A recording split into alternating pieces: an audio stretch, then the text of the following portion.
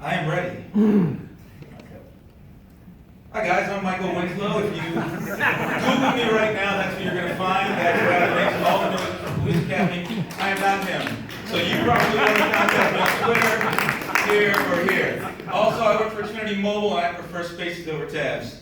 Yes. So, one of the big things about DevOps that I've learned is that it's a very nebulous concept. Everybody has a different idea of what it is. And a lot of times I go back to my work colleagues and other people and I say things like this. You keep using them, but you don't know what it means. In the hallways, I say, hey, when you take your car and put it together with your pet, you don't end up with a carpet. So why, when you put dev together with Document, you think that's what it is? It's more about the culture. But apparently I'm more like a Jedi Knight when I say this, and nobody really believes that I can do what I do. So my recommendation to all of you, this is what I did. You find something really small to automate, then you measure it, code it, and deliver it. All these things are very important in order to be able to convince somebody the power of DevOps, no matter what tool you're using. So how do you find something to automate? You basically hide around corners. You go to meetings, you find out where people are doing things in a very slow, highly repeatable fashion, and you don't tell them that you're going to automate it, you just take a look at them.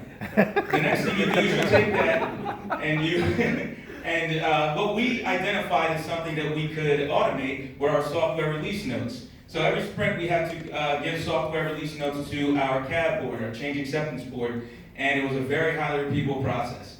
So first we had to measure it, okay? So it took our Scrum Master 2 hours to put together the page and a couple of other things in Jira. It took our deployment experts 3 hours to be able to bring together the different versions. And it took our developers about 6 hours to do all the scanning. Okay, so these were all things that we felt could possibly be automated. So we sat down and we coded it. And how did we code it? We had to find out how we could code all these very manual processes. And when we go back to this, we found out, okay, we could replace the Scrum Master's work with APIs in Jira. We could replace the deployment work with information that we could get out of GitHub. And we can replace the Veracode scanning with an API that was available by Veracode. And so basically we took an 11-hour process and brought it down to 0 hours, less than a minute.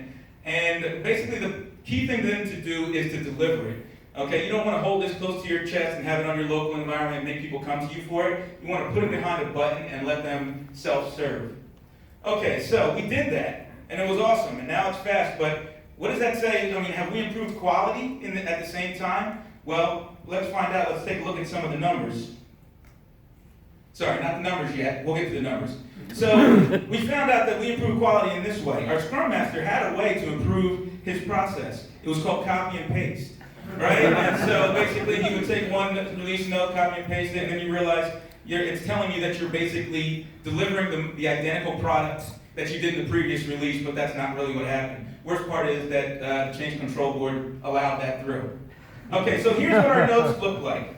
If we take a look at the very top part of our notes, what we're going to see is the release overview. This is gotten directly from Jira and brought in and put into a bulleted point, and with a link back to the original release notes page in Jira so that everybody can clearly see, yes, what they're telling us they're delivering is actually what they're showing in Jira. The second section, and the most hard to code, was our section for projects. And these were all of our microservices that got pulled from the same manifest file that was used to deliver the software itself.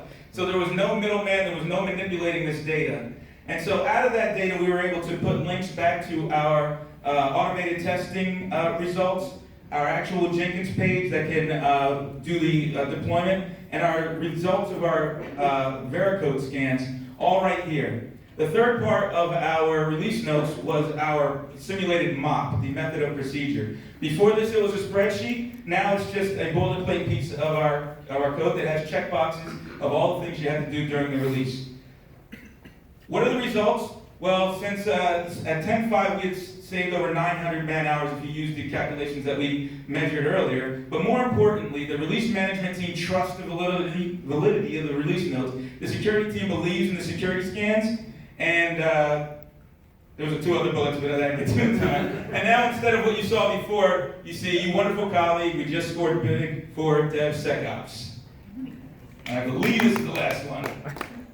Oh, by the way, please. Oh, that's me. There's Michael Winslow again. Both of us. Everybody in the audience, please get around to getting up here and doing one of these for yourself.